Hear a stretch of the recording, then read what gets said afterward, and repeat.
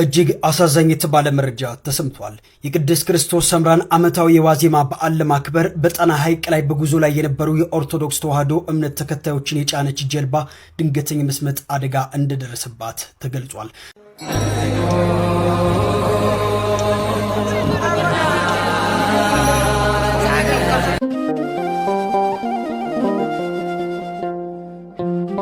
ወላሂ ይሄ ቪዲዮ ብቻ ማለት ነው እውነት ፈላጊ ክርስቲያን ካላችሁ ይሄ ቪዲዮ ብቻ ወደ ኢስላም እንድትመጡ በቂ ነው። አንድ የቲክቶክ ቪዲዮ ያውም ያንተ ብቻውን በቂ ነው። ምን ለማድረግ ክርስትናን የሚያህል ታላቅ እምነት ትቶ ሰው ወደ እስልምና እንዲመጣ ሚስቱን በአሰቃቂ ሁኔታ ገለው በቲክቶክ ቪዲዮ የለቀቀው ግለሰብ ጉዳይ እስካሁን የምናውቀው መረጃ ምንድነው? ሰላም ጤና ይስጥልኝ። እንዴት አላችሁ? እግዚአብሔር የተመሰገነ ይሁን። በወቅታዊ መረጃ መጥቻለሁ። እጅግ በጣም በሚያሳዝን ሁኔታ በጣና ሐይቅ ላይ እንግዲህ ወደ 80 ሰዎች የሚጠጉ ሰዎችን አሳፍራ የነበረች ጀልባ ሙሉ ለሙሉ ሰጥማለች። በርካታ ኦርቶዶክሳውያን እንግዲህ ህይወታቸውን አጥተዋል። የክርስቶስ ሰምራን በዓል አክብረው ሲመለሱ ነው ይሄ የተፈጠረው። ይህን መረጃ አስቃኛችኋለሁ። ሌሎች ነገሮችንም እናያለን።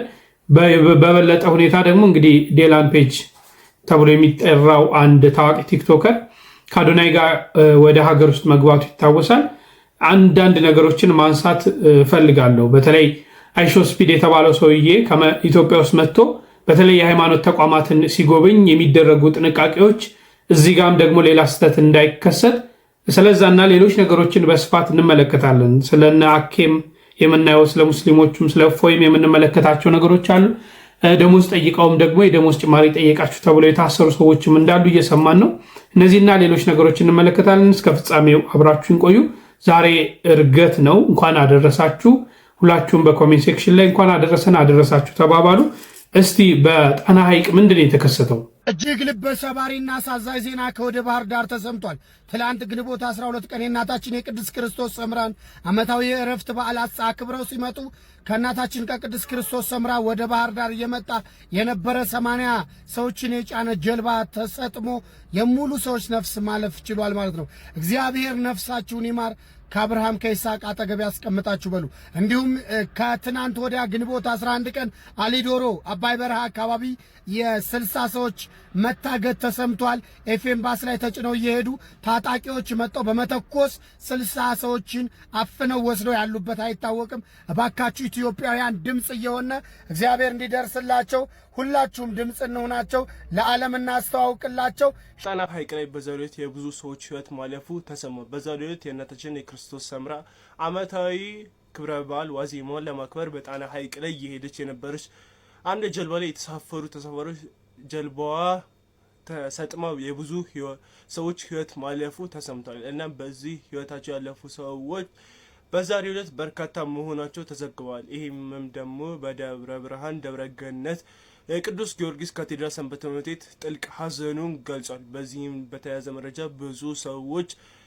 ብዙ በርካታ ተብሎ ተገለጸ እንጂ በቁጥር የተገለጸ ሰው እንደሌለ ታውቋል። ማለትም ደግሞ በርካታ ተብሎ እንጂ በቁጥር የተገለጸ የለም። እናም መጠኑ ያልታወቀ ሲሆን ለሞቱባቸው ቤተሰቦች ሐዘኔን እገልጻለሁ።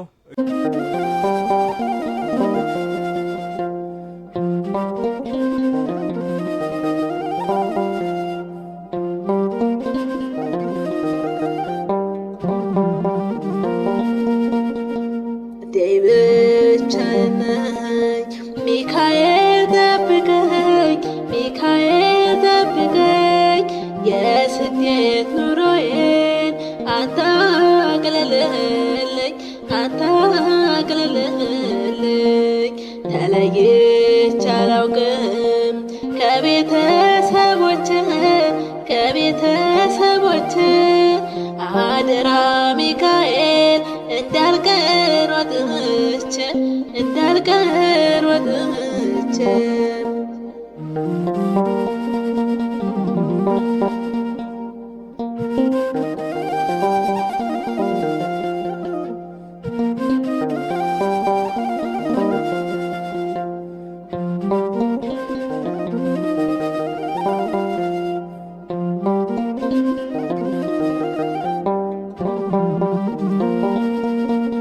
እጅግ በጣም ያሳዝናል። እንግዲህ ከአቅም በላይ የሆነ ጭነት ብዙ ሰውን እንግዲህ ጀልባዋ አቅሟ ከሚችለው በላይ ጭና እንደሆነ ነው እየተሰማ ያለው። እንግዲህ እስካሁን ምን ያህል ሰው እንደሞተም የታወቀ አይደለም። ምክንያቱም በአካባቢው የሚገኝ ማህበረሰብ፣ ቤተሰብ ሁሉ ወደዚህ ሐይቅ ውስጥ ገብቶ የልጆቻቸውን የቤተሰቦቻቸውን አስክሬን በመፈለግ ላይ ይገኛሉና እጅግ በጣም አሳዛኝ ነው። ያውም ደግሞ እንዲህ አይነት መንፈሳዊ በዓላትን ለማክበር ተወጥቶ እንዲህ አይነት ነገሮች ሲከሰቱ ልብን ይሰብራሉና እንግዲህ ለሞቱ ሰዎች እግዚአብሔር አምላክ ነፍሳቸውን ከቅዱሳን ጎን ያሳርፍ፣ ለቤተሰቦቻቸውም መጽናናትን ያድልል ለማለት ወዳለው እና ለሌላ ጊዜ እንዲህ አይነት ጥንቃቄዎች ቢደረጉ በቻልነው አቅም እንግዲህ ጠባቂ ፈጣሪ መድኃኔዓለም ኢየሱስ ክርስቶስ ነው። እኛ ግን በቻልነው አቅም ጥንቃቄዎችን ማድረግ አለብን ብዬ አስባለሁ። እሺ ወደ ያዝነው መርሃ ግብር ስናልፍ እንግዲህ ዲላን ፔጅ የተባለው ልጅ ወደ 19 ሚሊዮን አካባቢ ተከታይ ያለው በተለይ የአባይ ግድብ ሲመረቅ ዜና በመስራት በርካታ በሚሊዮን የሚቆጠሩ ሰዎች አይተውታል። የዓለም ሕዝቦች ሁሉ በትኩረት የሚያዩት ልጅ ነውና ከአዶናይ ጋር ወደ ሀገር ውስጥ ወደ ኢትዮጵያ ለመጎብኘት መጥቷል። እንግዲህ አንዳንድ ነገሮች በተለይ አይሾ ስፒድ ባለፈው ሲመጣ 4 ኪሎ ቅድስት ሥላሴ የገባበት ሁኔታ የተደረገው ነገር ብዙዎቻችንን አሳዝኗልና አሁንም ደግሞ እንዲህ አይነት ክስተቶች እንዳይከሰቱ የሃይማኖት ተቋማትን በሚጎበኝበት ሰዓት ምን አይነት ነገሮች መደረግ አለበት የሚለውና አንድ ወንድማችን እንደው ተጽዕኖ ፈጣሪ ሰዎች ከውጪ ሲመጡ ያለውና ሀገር ውስጥ ያሉ ሰዎች ምን መሆን አለባቸው የሚለውን እንስማ። ዛሬም የባለፈው አይነት ስህተት እንዳንፈጽም ጥንቃቄ እናድርግ። ይህን ቪዲዮ በአጭር ጊዜ ለብዙዎች ሼር እያደረጋችሁ አድርሱልኝ። በተለይ ደግሞ አብያተ ክርስቲያናትንና ገዳማትን ለሚያስጎበኙ ሰዎች በደንብ ሼር እያደረጋችሁ አድርሱላቸው። በባለፈው እንግዲህ ሁላችሁም እንደምታስታውሱት አይሾ ስፒድ ወደ ኢትዮጵያ መጥቶ ከጎበኛቸው ቦታዎች መካከል አንደኛዋ ቅድስት ቤተክርስቲያን ነበረች። እናም ካቴድራል ቅድስት ሥላሴ ቤተክርስቲያን ውስጥ ገብቶ እንዴት አድርጎ እንደጎበኘ አይሾ ስፒድን ሁላችሁም ታስታውሳላችሁ። ቲሸርት ለዚያውም ደግሞ የዝላይ አይነት ነገር እንደዚህ እያለና በዚህም ታዲያ ብዙዎቻችን ኦርቶዶክሳውያን ቅሬታችንን ስናሰማ ነበር። ታዲያ ዛሬም ዕውቁ የሶሻል ሚዲያ ተጽዕኖ ፈጣሪ ዲላን ፔጅ ከወንድማችን ከአዶናይ ጋራ ወደ ኢትዮጵያ ለጉብኝት ገብቷል። ታዲያ ኢትዮጵያ ውስጥ በሚኖረው ቆይታው ማለት ነው አብያተ ክርስቲያናትንና ገዳማትን ይጎበኛል ብዬ ተስፋ አደርጋለሁኝ። እናም አስጎብኚዎች የባለፈው አይነት ስህተት ዛሬም እንዳይፈጸም በደንብ አድርጋችሁ ጥንቃቄ ማድረግ ይኖርባቸዋል። ስታስጎበኙ የኢትዮጵያ ኦርቶዶክስ ተዋሕዶ ቤተክርስቲያን ስርዓቷን በሚገልጽ መልኩ ልታስጎበኙ ይገባል ብዬ ወንድማዊ መልእክቴን አስተላልፋለሁ። ምክንያቱም ይሄ ሰው አንድ ሰው ብቻ አይደለም፣ ለዓለም ነው የሚያሰራጨውና ዓለም ደግሞ ትክክለኛውን ስርዓታችንን ማወቅ ስላለብን ማለት ነው ከአለባበስ ጀምሮ ወደ ቤተክርስቲያን ሲገባ ነጠላ አልብሳችሁ በደንብ ስርዓታችንን የቤተክርስቲያንን ስርዓት በጠበቀ መልኩ እንድታስጎበኙ ስል ወንድማዊ መልእክቴን አስተላልፋለሁ። ካለፈ በኋላ መወቃቀሱ ፍሬ ስለሌለው ነው አስቀድሜ ይሄን ቪዲዮ የሰራሁትና ለብዙዎች ሼር እያደረጋችሁ አድርሱልኝ። እናንተም ሐሳባችሁን ኮሜንት ላይ አስቀምጡልኝ። በእኔ ሐሳብ የምትስማሙ ከሆነ አዎ ትክክል ነው እያላችሁ ኮሜንት ላይ ጻፉልኝ። ቪዲዮውን ለብዙዎች እንዲዳረስ አድርጉት። ቤቱን ፎሎ አድርጉት። እወዳችኋለሁ። ክብር በሉ። We have just arrived in Ethiopia. Come on. Things got out of hand. Empire booked the flight. Now we're live in Addis land. Since we last things got out of hand. Empire booked the flight. Now we're live in Addis land. With wall energy traded in for views. Now it's hyenas, islands, boots on the news. I don't know rolling through Lincoln streets to the feed.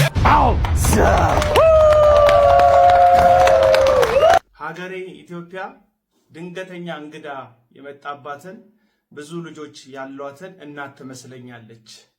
እናቲቱ እንግዶቿ ሲመጡ አልጋ ስር፣ ሶፋ ስር፣ ጓዳ ውስጥ ያለውን ቆሻሻ ሳታጸዳ እንግዶቹ ብቻ የሚያዩትን የፊት ለፊቱን ነገር ብቻ አጽድታና ሱባ እንግዶቿን በደስታና በክብር የምትቀበል በጓዳ ያሉትን የተራቡትን ልጆቿን በቅባት አስውባ ጠግበዋል እያለች ለመጡት እንግዶች የምታስተዋወቅ እንግዶቿ ከልጆቿ የሚበልጡባት እንግዳ ተቀባይ እናት ትመስለኛለች። ደስ ይላል። እነዚህ ሁሉ ሰዎች ለሀገር ገጽታ፣ ለሀገር ግንባታ የበኩላቸውን አስተዋጽኦ እያደረጉ እንደሆነ ባልክድም፣ ነገር ግን በጓዳ ያለውን ሪያሊቲ ለሌላው ባታሳዩትም ውስጥ ላለነው ለኛ ግን ለመቀየር ብትታገሉ ምናልባት ከግብዝነት ትወጣላችሁ ብዬ አምናለሁ።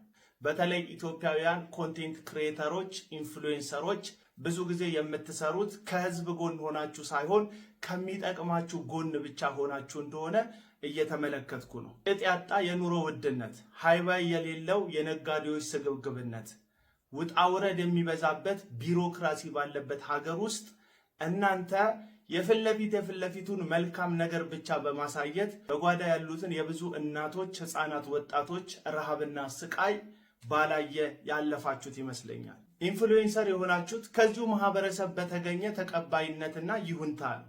ሰው መስራት ያለባችሁ ነገር ካለ ስፔሻሊ የኑሮ ውድነት ላይ ህዝቡን እንደ ቀንበር የተጫነው አስቸጋሪ ኢኮኖሚያዊ ቀንበር ላይ አብራችሁ ከህዝብ ጋር በመተባበር ሀገርን በማያፈርስና በሚያንጽ መንገድ ውስጣዊ በሆነ መንገድ መስራት አስፈላጊ ይመስለኛል። አሁን የምታደርጉት ለሀገሪቷ በጎ እይታ እንዲኖር መፍጨርጨራችሁ፣ መድከማችሁ ራሱን ችሎ በጣም እጅግ የሚመሰገን ቢሆንም ነገር ግን ውስጣዊውን ቁስል ያላከመ ውጫዊ ተቀባይነት ለማግኘት መሯሯጥ እሱ ከግብዝነት ያለፈ ዓላማም ግብም ያለው አይመስለኝም። አሁን ኢትዮጵያ ብዙ ሀገሮች ሊጎበኙት የሚገባ ታሪካዊ ቅርስ፣ ባህልና ልዩ ልዩ ቋንቋን የሚናገሩ እጅግ የተዋቡ ብዙ ባህሎች፣ ብዙ ውበቶች ያለባት እግዚአብሔር የባረካት ሀገር ናት። ነገር ግን በራሳችን ስንፍናና ራስ ወዳድነት ይህንን ባህል የተሸከመውን ማህበረሰብ ኢኮኖሚ እንዲያጎብጠው አድርገን ቀና ማለት እስካይችል ድረስ ኑሮ እያንተፋተፈው ያለበት ሁኔታ ላይ ነው ያለ ነው። ስለዚህ መጥተው እኛን መጎብኘታቸው የእኛን ጥሩ ነገር ማየታቸው እንዳለ ሆኖ በውስጥ ግን የምናውቀው ሰውን ሁሉ ያደከመ ኢኮኖሚያዊ ቀንበር በተቻለ መጠን ስግብግብ ነጋዴዎችና ህዝብ ላይ እንደ ቀንበር የተጫነውን አላስፈላጊ የሆነ አሰራር በማስወገድ ኢትዮጵያን የምር ከውስጥ ወደ ውጭ እንድትለወጥ ማድረግ ያለብን ይመስለኛል። ለዚህ ደግሞ ኢትዮጵያዊው ተባብሮ ኢንፍሉዌንሰር ያደረጋችሁ ኮንተንት ክሬተሮች አደራም ውለታም ያለባችሁ እንደሆነ መዘንጋት የለባችሁም የዚህ ህዝብ። ስለዚህ ገጽታ ለመገንባት የኢትዮጵያን መልካም ጎን ለማሳየት የምትችሉትን ያክል መስራታችሁ የሚያስመሰግናችሁ ቢሆንም ነገር ግን በውስጥ በኩል ያለውን ቁስል ያላከመ ውጫዊ ተቀባይነት ለማግኘት መንተፋተፍ አሁንም ግብዝነት እንደሆነ ልነግራችሁ ፈልጋለሁ። አዎ ውስጧ የተዋበ እናት አባቶቿን ያከበረች ወጣቶቿ ቀና ያሉባት ጥቂት ሀብት ያላቸው ሰዎች ብዙሃንን የማይጫኑበትን መልካም የሆነ ሀገር ለመፍጠር ከውስጥ ወደ ውጭ የሆነ ለውጥን ማምጣት ያለብን እንደሆነ መዘንጋት የለበትም። ከውጭ የሚመጣልን ጭብጨባ ውስጣችን የምር እስኪታወቅ ነው። ውስጣችንን አክመን ወንበር ላይ የተቀመጡ ስግብግብ ሹመኞችንና በቃኝ የማያውቁ ስግብግብ ነጋዴዎችን አደብ አስገዝተን ለሁላችንም እኩል ሀብቷንም በረከቷንም የምትሰጠንን ኢትዮጵያን እስክንገነባ ድረስ ሽንገላ ላይ ሳይሆን እውነታ ላይ ቆመን አብረን ተያይዘን መስራት ያለብን ይመስለኛል። ስለዚህ ኢንፍሉዌንሰሮች አሁንም ይህ ህዝብ ከእናንተ የሚጠብቀው እንግዳ መጥቶባት ፊት ለፊቱን አጽድታ ከአልጋ ስርና ከሶፋ ስር ያለውን ቆሻሻ እንደደበቀች ሰነፍ እንግዳ ተቀባይ የሆነችን ምድር መፍጠር ሳይሆን የምር ውስጧም ውጫዋም ያማረ ሁሉም ሊወዷት የሚችልን የተባበረች ኢትዮጵያን አንድ ላይ ሆነን መገንባት ነው ያለብን። ለዚህ ደግሞ የህዝብ አደራ ጊዜ የሰጣችሁ ኢንፍሉዌንሰሮች ላይ ወድቋል። ይህንን ማድረጋችሁ በጎ ነው። ነገር ግን ከውስጥ እንድትጀምሩ ነው ይህንን ቪዲዮ የሰራሁት። ይመቻችሁ። እንደተከታተላችሁት ነው እንግዲህ እንዲህ አይነት ሰዎች መምጣታቸው ጥሩ ነው። መቼም ሀገራችን ለቱሪስት ሌሎች ኢትዮጵያ ማን ናት ብለው ለማያውቁ ሰዎች ኢትዮጵያን ማያውቅ በርካታ በዓለም ላይ የሚገኙ ሰዎች አለ። ለምሳሌ ኢንዴላን ፔጅ የተባለው ልጅ የሚያውቁ ኢትዮጵያውያንን ኢትዮጵያ ምን እንደሆነች የማያውቁም ሰዎች አሉና በዚህ ልጅ አማካኝነት ብዙ ነገር ሊተዋወቅ ይችላል። ይሄ ደስ የሚል ነገር ነው የሀገራችን ሁኔታ። ስለዚህ የሀገራችን ሁኔታ ደግሞ ጉብኝት በሚደረግበት ሰዓት መቼም ሰው እንደመጣበት ባህል ወይም እንደመጣበት ስርዓት ሳይሆን በተለይ አብያተ ክርስቲያኖቻችን የራሳችን የሆነ ስርዓት አላት። ቤተክርስቲያን የራሷ የሆነ ቀኖና አላት። ያ ቀኖና መከበር አለበት። እንግዲህ ላሊበላ ሊጎበኝ ይችላል፣ የተለያዩ ቦታዎች ሊጓዝ ይችላል። በእነዚህ ቦታዎች በሚጓዝበት ሰዓት ስርዓተ ቤተክርስቲያንን በጠበቀ ሁኔታ ቢሆን መልካም ነው። እዛው ጎን ለጎን ምን አይነት ስርዓት ነው ኢትዮጵያውያን ኦርቶዶክስ ተዋሕዶ ቤተክርስቲያን ያላቸው ስርዓት እንዲህ አይነት ነው ብሎ ማስተዋወቅም ስለሚቻል ማለት ነው። ሌላው እንግዲህ አቤል አቡና ያነሳው ሰፋ ያለ ሐሳብ አለ። በተለይ ከታዋቂ ሰዎች ተጽዕኖ ፈጣሪ ሰዎች በሀገራችን ካለው ጉዳይ ጋር ያነሳው ጥሩ ሐሳብ አለ። በዚህ ላይ እናንተ ምን ትላላችሁ? ሐሳብ ስጡበት እያልኩኝ በጣም እጅግ ሰቅጣጭ ወደ ሆነው ነገር ላሰማችሁ። እንደው ባትሰሙት ደስ ይላል፣ ግን ስሙት እስቲ። ሚስቱን በአሰቃቂ ሁኔታ ገለው በቲክታክ ቪዲዮ የለቀቀው ግለሰብ ጉዳይ እስካሁን የምናውቀው መረጃ ምንድን ነው? ጉዳዩ በአዲስ አበባ የተፈጸመ አነጋጋሪ ጉዳይ ነው። ሙሉ መረጃውን አቀርባለሁ።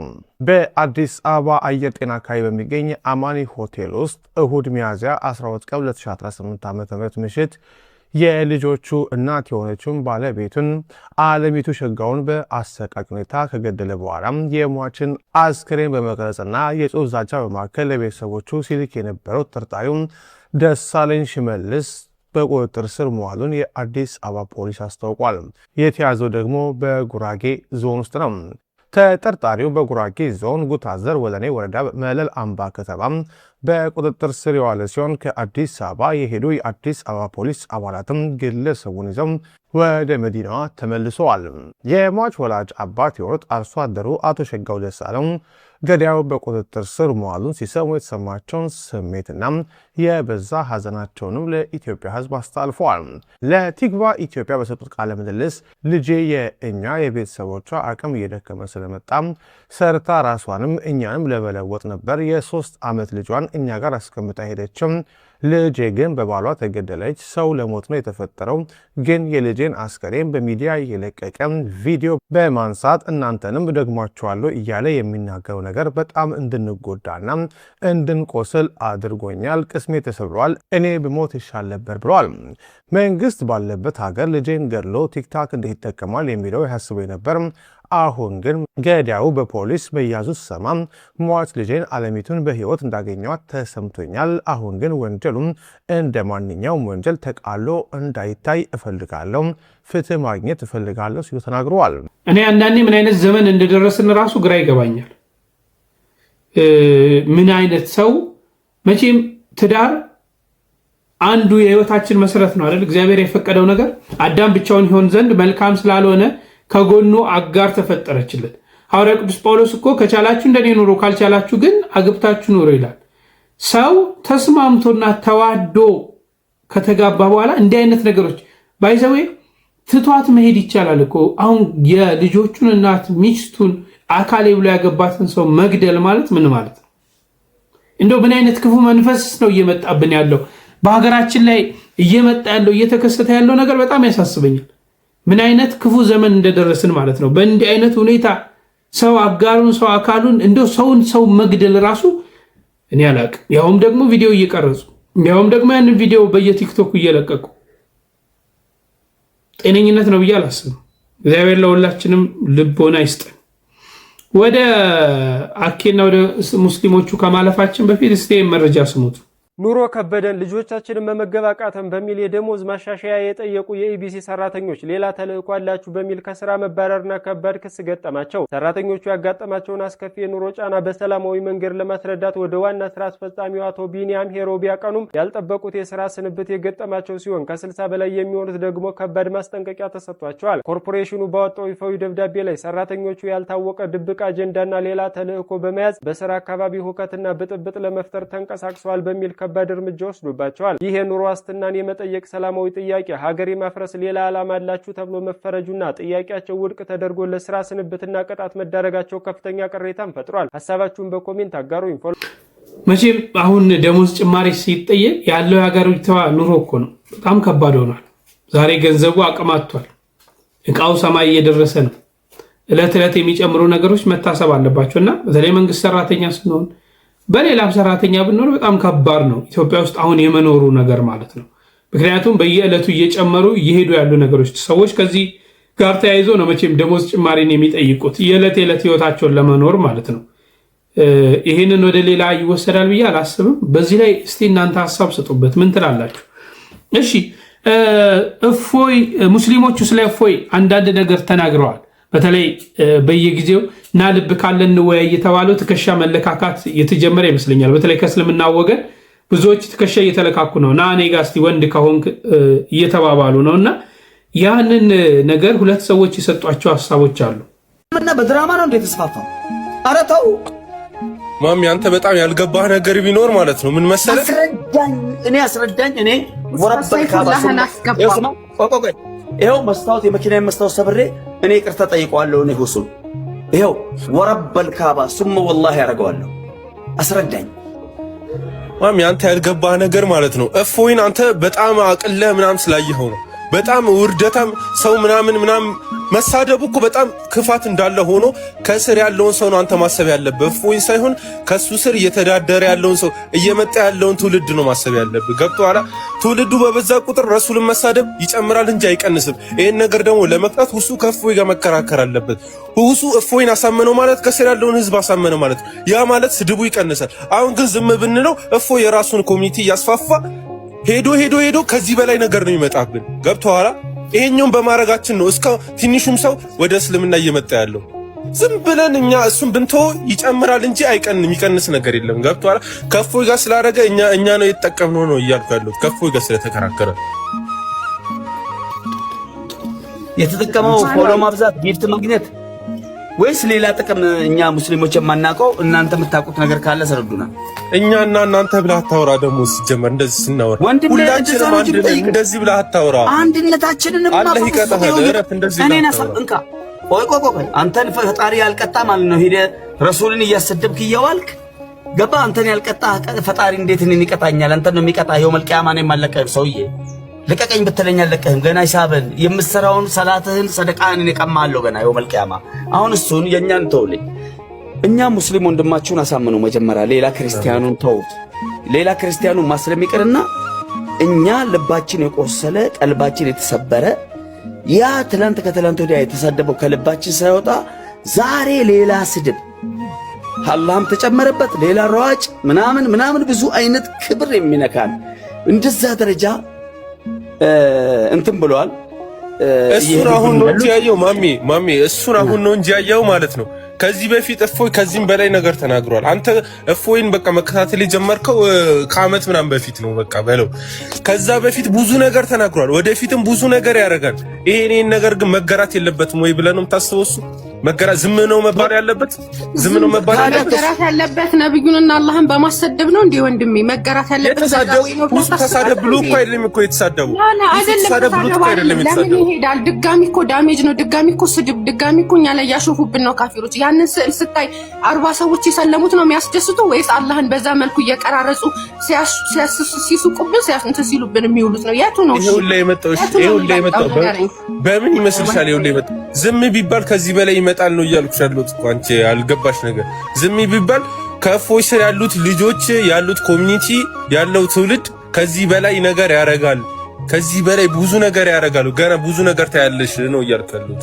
ይሄ በጣም ቀላል ነው። መቆም አለበት እኮ መቆም።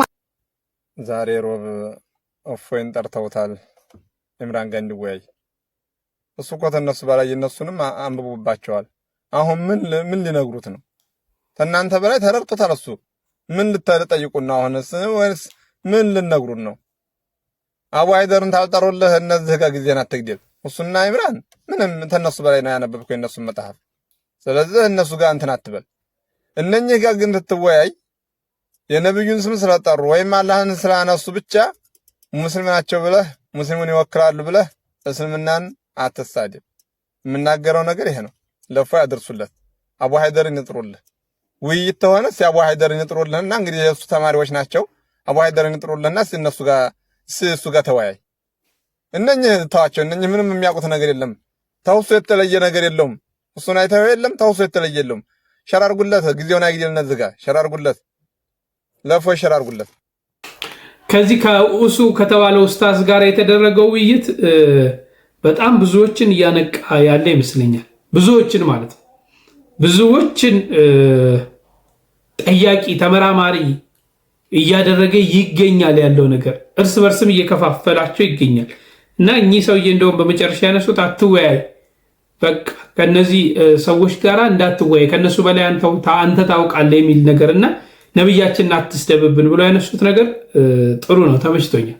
ትክክለኛ በጨዋነት ማለት ነውና እፎይም በኮሜንት ላይ ገብቻ ይቻለው እሺ ተቀብያለሁ ብሏቸዋል። እና ሰሞኑን እንግዲህ የተለያዩ ጅምብሮች አሉ። አንድ ነገር ላስቀኛችሁና ስለ እርገተ ክርስቶስ እናያለን። ይህም ማስቀኛችሁ ምንድን ነው? አንድ የእስልምና እምነት ተከታይ ወላሂ ቪዲዮ ካያችሁ ሁላችሁም እስላሞች ትሆናላችሁ ይላል። አኬ ደግሞ ለዚህ በሚገባ ምላሽ ሰጥቷል። ወላሂ ይሄ ቪዲዮ ብቻ ማለት ነው እውነት ፈላጊ ክርስቲያን ካላችሁ ይሄ ቪዲዮ ብቻ ወደ ኢስላም እንድትመጡ በቂ ነው።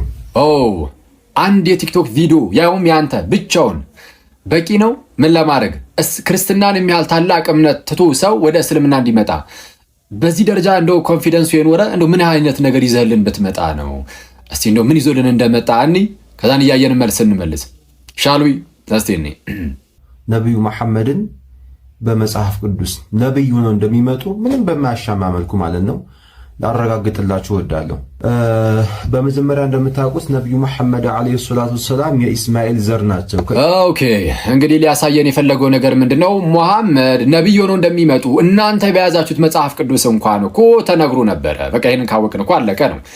መሐመድ እንግዲህ ነብዩ ሆኖ እንደሚመጣ የፈጣሪ ነብዩ ሆኖ እንደሚመጣ መጽሐፍ ቅዱሳችን አንድም ቦታ አይናገርም። ሊትራሊ አንድም ጥቅስ ላይ ቀጥታ ስለ መሐመድ ነብይነት የሚናገርበት ክፍል የለም። ባይሆን ግን ወደሚያነሳው ሐሳብ እንግዲህ አልፌ መልስ ከመመለሴ በፊት አንድ ፕሪሰፖዚሽን አስቀምጧል። ምን የሚል ከሰማችሁት መሐመድ የእስማኤል ዘር ናቸው የሚል ነገርን አስቀምጧል። አይደሉም ወይም ደግሞ አትሊስት መሆናቸውን ማስረጃ አላመጣም። ማስረጃ አለ። መሐመድ እንደዚህ አይነት እምነት አለ በእስልምና ውስጥ። መሐመድ ለእስማኤል ፊዚካል ዲሰንደንቱ ነው፣ በስጋ ዘሩ ነው። እስማኤል የአጋር ልጅ ማለት ነው መሐመድ። ማስረጃ አለ። ሂስቶሪካል ኤቪደንስ ታሪካዊ ማስረጃ ቀጥታ መሐመድ የምርም የእስማኤል ዘር እንደሆነ ታሪካዊ ማስረጃ አንድም የለህም። ታሪካዊ ብቻ አይደለም ቁርአናዊ የለህም። ቁርአኑ ላይ ያለውን በኋላ ላይ የተነሱ ሙፈሲሮች ወይም መተርጉማን ለእነርሱ በኋላ ለተነሳው የእስልምና አስተሳሰብ እንዲመች አድርገው ተረጎሙ እንጂ ለምሳሌ ሁለተኛው የቁርአን ምዕራፍ ሁለተኛው ሱራ ላይ ከቁጥር 125 ጀምራችሁ ስታነቡ አንድ ታሪክ ያስቀምጣል። ኢብራሂም ወይም አብርሃምና እስማኤል እንደው እንደጸለዩ አብረው ወደ አላህ ሲጸልዩ ደግሞ ለአንተ እንደው ተገዦች ታዛዦች አድርገን ዘሮቻችን ልጆቻችንም ደግሞ ለአንተ የሚገዙ ይሆኑ፣ ስለዚህም ደግሞ ይላሉ ስለ ልጆቻቸውም ሲጸልዩ ከእነርሱ ወገን ደግሞ እንደዚሁ ነብይ ደግሞ አስነሳላቸው ቃልህን የሚናገሩ እያሉ መጸለዩን አስታውስ እያለ ይናገራል አላህ። ይህ እንደዚህ ታሪክ የለም፣ አክቹዋሊ አይታወቅም። በመጽሐፍ ቅዱስ ውስጥ የሌለ ታሪክ ነው ቁርአኑ ላይ የገባው ብዬ አስባለሁ ብዬ አምናለሁ። ያም ሆነ ግን እችን ይዙና ነብይንም ከወገናቸው አስነሳላቸው የሚል ቃል ስላለ እንደው በቃ መሐመድ ነው ይላሉ። አይልም ቁርአኑ መሐመድ ነው አላለም። ያለው በኋላ ላይ የተነሱ ሊቃውንት ናቸው። ቁርአኑ ላይ አንድም ቦታ ለናሙን ያለ አንድም ቦታ እንዲህ በግልጽ መሐመድ የእስማኤል ዘር ነው የሚል የለም። እዛው ክፍል ላይ እንደውም ከተመለከትን ሁለተኛው ምዕራፋውን ያነሳውላችሁ ክፍል ላይ ማለት ነው ለልጆቻችንም ለዘሮቻችንም አይደል የሚለው ዝቅ ብሎ ልጆች ብሎ የሚቀጥለው በእስማኤል በኩል አይደለም። እስማኤልና ይስሐቅ አሉ አይደል ወንድማማቾች፣ ይስሐቅ ከሳራ እስማኤል ደግሞ ከአጋር የአብርሃም ልጆች። ዝቅ ብሎ ልጆች ብሎ ሲያነሳ ያዕቆብን ያነሳል። ያዕቆብ ደግሞ በእስማኤል በኩል የመጣ አይደለም። በማን በኩል የመጣ ነው? በይስሐቅ። ያውም በኋላ ደግሞ የያዕቆብ ነገዶች እያለ ደግሞ ይሄዳል። ስለዚህ የእስማኤል ዘር ጭራሽ እንደውም አልተነሳም። ስለዚህም ስለ መሐመድ ጭራሽ የሚመለከተው ጉዳይ የለም። ምክንያቱም እናንተ በይስሐቅ በኩል መጣ ሳይሆን የምትሉት መሐመድን በእስማኤል በኩል። ስለዚህ ዛሬ የተነገረው ስለ ማን ነው? ስለ መሐመድ ጭራሽ አይደለም። በኋላ ላይ መሐመድ ካለፈ በኋላ የተነሱ የሙስሊም ሊቃውንት ግን ይህንን የእስልምና አስተሳሰብ አሰረጩት ማለት ነው። መሐመድ አያውቅም አሁን እንደዚህ ነገሮችን። እሱ ራሱ መሐመድ ራሱ በግለሰብ ደረጃ ለመመልከት ከሞከርኩት ከእስማኤል ወገን የመጣ እንደሆነ አቆም ራሱ መሐመድም በኋላ ላይ የመጡ ሰዎች ናቸው። የእስልምና ሰዎች ጂኒያሎጂውን የዘር ሐረጉን ሲዘረዝሩ ቀጥታ ከእስማኤል ጋር ለማገናኘት የሞከሩት። ኤኒዌይስ ስለዛ ማስረጃ የለም። ሂስቶሪካል ኤቪደንስ ታሪካዊ ማስረጃ የለም። ከራሱ ከቁርአኑ ቀጥታ በዚህ መልኩ የተገለጸ ነገርም የለም። በኋላ ላይ መተርጉማውን ያስቀመጡት ነገር እንጂ። እሺ እንቀጥል። በፋራን ምድረ በዳ ተቀመጠ። ኦኬ ይሄ ሁላ የተከሰተው የት ነው? መካ። ኦኬ አሁን እስኪ ፋራን እንመልከት። ፋራን የት ነው? ደዘርት ኦፍ ፋራን ብለን ጎግል ላይ ሰርች ስናደርግ መካን ያመጣላቸዋል። ኦኬ እንግዲህ በፋራን ተቀመጠ የተባለው እስማኤል ነው እና ስለ እስማኤል አስቶ ያወራ ነው። በፋራን ተቀምጧል ተብሏል እስማኤል። ፋራን ደግሞ መካ ነው። ስለዚህ አረብ ሀገር ነው። እስማኤል በአረብ ሀገር ኖሯል። መካ ነበር የኖረው። ስለዚህ ምን አሁን ፋራን የምር መካ ነው ብሎ እንግዲህ የተነሳው ወደሱ እመጣለሁ አይደለም፣ ወደሱ እመጣለሁ። ግን ቢሆን ራሱ ፋራን መካ ቢሆን ራሱ እና እስማኤል መካ ኖሮ ቢሆን ራሱ በእስማኤል በኩል ነብይ ይነሳል ተብሎ የተነገረ ነገር አለ እዚህ መጽሐፍ ቅዱስ ክፍል ላይ የለም። እዛ ቢኖር መካ ላይ ቢኖር ነሰሰርሊ በቃ መሐመድ የሱ የዘር ሐረግ ነው አያስብልም። ለማንኛውም ግን ፋራን መካ አይደለም። ፋራን የሚለውን ቃል ያገኘው ከየት ነው? ከመጽሐፍ ቅዱስ አይደል? ሰው መጽሐፍ ቅዱሳችን ደግሞ ከፋራን ጋር በተያያዘ የት እንደምትገኝ ቦታዋ የተወሰነ ሂንት ሰጥቶናል፣ የተወሰነ ፍንጭ ሰጥቶናል። በምን መልኩ? ፋራን የምትገኘው የት ነው? ህዝበ እስራኤል ከግብፅ ባርነት ነፃ ይወጣል። ነፃ ወጥቶ ምድረ በዳውን ይጓዛል። ምንን ተስፋ እያደረገ? የተስፋይቱ ምድር ከነዓንን። ሰው ወደዛ ይሄዳል። በምድረ በዳ ከግብፅ ባርነት ነፃ ይወጣና ወዴት ይሄዳል? ወደ ተስፋይቱ ምድር ሲሄድ እዚህ መሃል አካባቢ ላይ በጉዟቸው ላይ ያለች ምድረ በዳ ናት ፋራን። ማስረጃ አለ ለዚህ? አዎ። የቱ ጋር? ለምሳሌ ዘሁልቁ ምዕራፍ 10 ቁጥር 12 ላይ እንደዚህ ይላል፣ የእስራኤልም ልጆች ከሲና ምድረ በዳ በየጉዟቸው ተጓዙ፣ ደመናውም በፋራን ምድረ በዳ ቆመ ይላል። የት? በፋራን ምድረ በዳ። ስለዚህ ጉዟቸው ላይ ያለን እንደውም እዛ ፋራን ምድረ በዳ ላይ ራሱ ሰፍረው ነበረ። ማስረጃ 2 ምዕራፍ ከፍ በሉና 12ኛው ምዕራፍ ቁጥር 16 ላይ እንዲህ ይላል፣ ከዚያም በኋላ ህዝቡ ከሐጼሮት ተጓዙ፣ በፋራን ምድረ በዳ ሰፈሩ ይላል። በየት ሰፈሩ? በፋራን ምድረ በዳ። አይተዋል።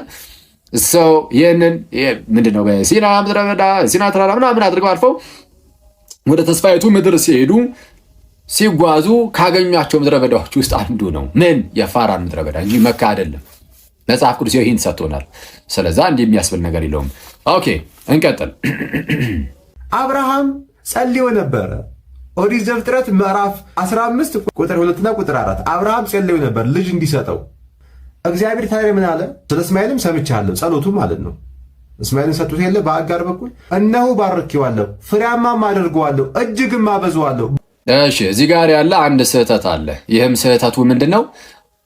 ዘፍጥረት ምዕራፍ 15 ላይ አብርሃም ጸልዮ ነበረ ልጅ እንዲሰጠው አለ። ልጅ እንዲሰጠው ጸልዮ ነበረ። ከዛ በኋላ ግን እግዚአብሔር የመለሰለት የቱ ጋር ነው አለ?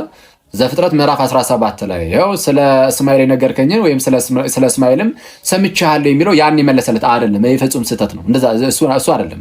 ዘፍጥረት 15 ላይ መለስ አድርጌ ላሳያችሁ። ዘፍጥረት ምዕራፍ 15 ላይ በዚህ መልኩ ነው የሚቀመጠው። እንግዲህ አብርሃም እኔ ዘር የለኝም ብሎ ለእግዚአብሔር አዎ ይናገራል። ስለዚህ የሚወርሰኝ የለም ነው። ይልቁንም በቤት የተወለደ ሌላ ሰው ነው የሚወርሰኝ ሲል እግዚአብሔር ደግሞ እንዲህ ብሎ ይመልስለታል። የእግዚአብሔር ቃል እንዲህ ሲል ይመጣለታል። አብርሃም ምን ሲል እዛው ዘፍጥረት 15 ላይ መልሶለታል። ባይዘይ ቁጥር 4 ላይ እነሆም የእግዚአብሔር ቃል እንዲህ ሲል መጣለት፣ ይህ አይወርስህም። ይህ አይወርስህም ማለት አገልጋዩ ማለት በቤቱ የተወለደው እርሱ ነው። እሱ አይደለም የሚወርሰህ። እሺ ይህ አይወርስህም፣ ነገር ግን ከጉልበትህ የሚወጣው ይወርሳል። ከምን የሚወጣው የሚወርስ? ከጉልበት የሚወጣው። የሚወርሰው ደግሞ ማን ነው? እስማኤል ወይስ ይስሐቅ? ይስሐቅ። ወራሹ ይስሐቅ ነው እንጂ እስማኤል አይደለም። ይህንን ለማወቅ 20ኛው ምዕራፍ ላይ ሄዱ። ዘፍጥረት ምዕራፍ 20 ከቁጥር 1 ጀምራችሁ ስትመለከቱ ይስሐቅ ተወለደ። ዘን ከቁጥር 9 ጀምራችሁ ደግሞ ስትመለከቱ ጡት መጥባትን ያቆማል ይስሐቅ። ያንን አስመልክቶ ይደግሳል አብርሃም። ሲደግስ ሳራ እስማኤልን አየችው ሲስቅ። ከዛ በኋላስ አሃ በል ይህንን ከነ ባሪያይቱ ከአጋር ጋር አብረ ከዚህ ቤት አስወጣለችው ሳራ አብርሃምን። ምክንያቱም ወራሹ ይሄ ነውና አለችው። ማን? ይስሐቅ። ያን አብርሃም ስለ ልጁ ስለ እስማኤል ምንም እንኳን ትክዝ ቢልም እግዚአብሔር ግን እንዲህ ብሎ ተናገረው። የስ ሳራ የተናገረችን አድምጥ፣ ስማ፣ የእሷን ቃል ፈጽም፣ እሱን ደግሞ እንደዚሁም አልተውም፣ ህዝብ አደርገዋለሁ አለ። ስለዛ ወራሹ ማን ነው? ይስሐቅ ነው። ዘፍጥረት ምዕራፍ 17 ላይ ግን ስለ እስማኤል ሰምቼዋለሁ የተባለው ቃል ስለምን የተነገረ ነው? እግዚአብሔር አምላክ አሁን የሚመጣና ሳራ እንደምትወልድ የአሕዛብ እናት እንደምትሆን ይነግረዋል እግዚአብሔር ለአብርሃም። አይ እኔ 100 ዓመት ሆኖኛል፣ እሷም 90 ዓመቷ ነው፣ እንዴት እንወልዳለን ብሎ ግራ ይጋባና ዘን እንደው እስማኤል ግን እንደው በፊት ቢኖር በወደድኩ ብሎ ሲናገረው፣ አረ እውነት እልሃለሁ ሳራ ወንድ ልጅ ትወልዳለች፣ ስሙንም ይስሐቅ ትለዋለህ። በሱ በኩል እንደውም ኪዳኔን ለዘላለም አጸናለሁ አለ። ለዘላለም የሚጸናው ኪዳን በይስሐቅ በኩል ያለ ነው። ሰው እንዲህ ብሎ ተናገረና ስለ እስማኤልም ደግሞ ነው ሰምቻለሁ። በፊት ይኑር ብሎ ስለነበር እዚህ ጋር ነው ሰምቻለሁ ያለው። የሚገናኝ ነገር የለውም። ከመምህራኖቻችሁ ከውስታዞቻችሁ ኮርጃችሁ ስለሚመጡ እንዴት ትስታላችሁ ማለት ነው። ኦኬ እሱን ነው ያስተዋልኩት። እሺ እንቀጥል። የተባረከውን እስማኤል በቤተ ክርስቲያን ስሙን አይጠቀምበትም። ሆይ ለምን? ነቢዩ መሐመድ እንዳይታወቅ ነው። ወላሂ ይሄ ነው ምክንያቱ። የተባረከ ነው ተብሏል። እስማኤል ግን ስሙ አይጠራበትም ምናምን አለ። የማይጠራበት የተስፋው ቃል የሚመጣው በይስሐቅ በኩል ስለሆነ እስማኤል ስም መጠራቱ ያን አላስፈላጊ ስላልሆነ ነው እንጂ መሐመድ ሲጀመር ምንም ከማመድ ጋር አይገናኝም ራሱ። እንቀጥል። ትንቢተ ዕንባቆም ይሄ መጨረሻ ነው። ምዕራፍ 3 ቁጥር 3 እግዚአብሔር ከቴማን ቅዱስም ከፋራን ተራራ ይመጣል። ላኢላሃ ኢለላህ። አይ ጌታ ይቅርታ አድርግልኝ። ቅዱስም ከፋራን ተራራ ይመጣል ስላለ መሐመድ ነው ብሎ ነው እንግዲህ ላይ ይመቸው። ለማንኛውም ዕንባቆም 3 ላይ ምን አለ? እግዚአብሔር ከቴማን ቅዱሱም ከፋራን ተራራ ይመጣል። ቅዱሱም የተባለው ራሱ እግዚአብሔር ነው። ማይ ብራዘር ቀጠል አድርጎ ምን ይላል? ክብሩ ሰማያትን ከርኗል፣ ምስጋናውን ምድርን ሞልቷል። የመሐመድ ክብር ነው ሰማያትን የከደነው፣ የመሐመድ ምስጋና ነው ምድርን የሞላው፣ በፍጹም የእግዚአብሔር እንጂ። ሰው እግዚአብሔር ከቴማን ቅዱሱም ከፋራን ተራራ ይመጣል ተብሎ ተነገረለት። እግዚአብሔር ይቆየን። እግዚአብሔር በየዘመኑ ሰዎችን ያስነሳል። እሺ በየጊዜው ሰዎችን ያስነሳልና በዚህ በዕቅበተ እምነት ላይ የሚሰሩ በርካታ ወንድሞች አሉ። አንዱ አክሊል ነው። እግዚአብሔር ይስጥልኝ። ሰፋ አድርጎ ያነሳቸው ነገሮች አሉ። በምንም እኮ ከዚህች ከጥንታዊቷ ኦርቶዶክስ ተዋሕዶ ቤተክርስቲያን ባለ ግርማ ሞገሷ ባለ ክብራ ከሰካ ሁሉ ከፍ ያለው ከዚህች እምነት ይወጣል እንዴ? በፍጹም አይወጣም። ዛሬ በዓል ነው፣ ትልቅ በዓል። ከ9 አበይት የጌታችን የመድኃኒታችን የኢየሱስ ክርስቶስ በዓላት መካከል አንዱ ዕርገት ነው። ዕርገተ ኢየሱስ። የተወደዳችሁና የተከበራችሁ የእግዚአብሔር ቤተሰቦች፣ አባቶች፣ እናቶች፣ ወንድሞች፣ እህቶች ሁላችሁም በእግዚአብሔር ስም እንደምን ሰነበታችሁ? እንደምን ከረማችሁ? በዓለ ሃምሳውን ወርኃ ትንሣኤን ዘመነ ትንሣኤን በሰላም እያስጓዘን ያለ እግዚአብሔር የተመሰገነ ይሁን። ጌታ ኢየሱስ ክርስቶስ በተነሳ በ40ኛው ቀን ወደ ሰማይ አድርጓል። በተነሳ በ40ኛው ቀን በዘንድሮ ዓመት እንግዲህ ትንሣኤውን ያከበርነው ትዝ ይላቸዋል። ሚያዝያ 4 ቀን ነው። ከሚያዝያ 4 ጀምራችሁ ስትቆጥሩ ግንቦት 13 ቀን 40 ቀን ነው የሚሆነው ማለት ነው።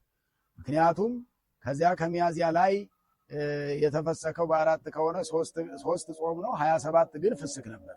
ሚያዝያ 27 ነው። ከግንቦት ደግሞ 13 ሲጨመር 13 እና 27 40 ቀን ይሆናል። ስለዚህ በዘንድሮ ዓመት ዕርገቱ ግንቦት 13 ቀን ነው። ምን ጊዜም ደግሞ ትንሣኤ ከእሁድ እንደማይወጣ ሁሉ ዕርገት ከሐሙስ ቀን አይወጣም። ዕርገት ሰኞ፣ ማክሰኞ፣ ሮብ፣ ዓርብ፣ ቅዳሜ፣ እሁድ አይውልም። ዕርገት ምን ጊዜም ትንሣኤ ከእሁድ ስለማይለቅ የእሁዱ 40 ሮብ ሐሙስ ስለሚሆን በዚያ ቀን ይውላልና ሐሙስ ዕርገቱ ነው። ወደ ሰማይ ማድረጉን የምናስብበት ነው። መዝሙር 46 ላይ አርገ እግዚአብሔር በይባቤ ወእግዚእነ በቃለ ቀርን ዘምሩ ለአምላክነ ዘምሩ ይላል። እግዚአብሔር በይባቤ መላእክት በመዝሙረ ዳዊት በመዓዛ ገነት ወደ ሰማይ ወጣ አረገ ብሎ ዳዊት በመዝሙሩ እንዳስተማረው ይሄ ዕርገቱ አስቀድሞ ከመድረሱ በፊት ዳዊት ተገልጾለት የተናገረው ነው። ትንሣኤው እንደተገለጠለት ሁሉ ለቅዱስ ዳዊት ዕርገቱም ተገልጾለታል። የጌታ ኢየሱስ ክርስቶስ ዕርገቱም ተገልጾለታልና ዛሬ እንኳን ለብርሃነ ዕርገቱ አደረሳችሁ እንባባላለን ማለት ነው። በዚህ መሰረት ወእግዚእነ በቃለ ቀርን በመለከት ድምፅ ከባቢሎን እስራኤልን ይዞ የወጣ ከባቢሎን ከ70 ዘመን በኋላ እስራኤልን በመለከት ድምፅ በደስታ ወደ አገራቸው ወደ ኢየሩሳሌም የመለሰ ዛሬም እሱም ወደ ሰማይ አረገ ተብሎ ብለን የምናምንበት የምናመሰግንበት ዕለት ነውና ዘምሩ ለአምላክነ ዘምሩ፣ ምስጋና ለአምላካችን አቅርቡ፣ ዕርገቱን አስበን ማለት ነውና ሞትን ድል አድርጎ የተነሳው ከትንሣኤ በኋላ ደግሞ 40ውን ቀን መጽሐፈ ኪዳን ለሐዋርያት ሲያስተምሩ ራቸው ቅኝቶ 7ቱን ኪዳናት 7 ኪዳናትም የሚባሉት ትምህርተ ቡዓት፣ በእንተ ቅድሳት፣ እግዚአብሔር ዘብርሃናት፣ በሰማይ ያሉ፣ አኮቴተ ቁርባን፣ ቅዱስ ስሉስ 9ኙ ኪዳናት እነዚህ 7ቱ አንድ ላይ 7 ኪዳናት ይባላሉና እነዚህን ካስተማረ በኋላ ነው ጌታ ኢየሱስ ክርስቶስ ወደ ሰማይ ያረገውና ለብርሃነ ዕርገቱ ያደረሰን አምላካችን ስሙ የተመሰገነ ይሁን። ጌታ ኢየሱስ ክርስቶስ በዚህ ምድር ላይ 33 ዓመት ከ3 ወር ኖሮ ነው። እንደገና እዛ ላይ ደግሞ 40 ቀን ጀምሮ እንግዲህ ይሄን ያክል ጊዜ እዚህ ምድር ላይ ቆይቶ ከባህሪ አባቱ ከአብ ከባህሪ ሕይወቱ ከመንፈስ ቅዱስ በእሪና ሳይለይ በዚህ ምድር ላይ ስራውን ሰርቶ የስጋውን ስራ ሰርቶ የማዳኑን ስራ ሰርቶ ያረገበት ስለሆነ ለብርሃነ ዕርገቱ ያደረሰን አምላካችን ስሙ የተመሰገነ ይሁን። መዝሙሩም ምስባኩ አርገ እግዚአብሔር በይባቤ ወእግዚእነ በቃለ ቀርን የሚለው ነው። መዝሙር 46 ላይ እንደገና ወንጌሉ የሉቃስ ወንጌል ምዕራፍ 24 ከቁጥር 45 እስከ ፍጻሜ ድረስ ያለው ስለ ጌታ ማድረግ ጌታ ኢየሱስ ክርስቶስ ሲያርግ ቅዱሳን አባቶቻችን ሐዋርያትን በኢየሩሳሌም ከተማ ቆዩ፣ እኔ ወደ እናንተ እስክመጣ ድረስ። አሁን በሩ ሀገረ ኢየሩሳሌም እስከተለብሱ ኃይለ ማርያም፣ ከላይ ኃይል እስክትለብሱ ድረስ በኢየሩሳሌም ቆዩ ብሏል። ኢየሩሳሌም የተባለች ለጊዜው ኢየሩሳሌም ቤተክርስቲያን፣ እኛም ዛሬ በቅድስት ቤተክርስቲያን በኦርቶዶክስ እምነት ልንጸና ልንቆይ ይገባልና ሐዋርያት በዚያ ቆይተው ነው መንፈስ ቅዱስ የወረደላቸው።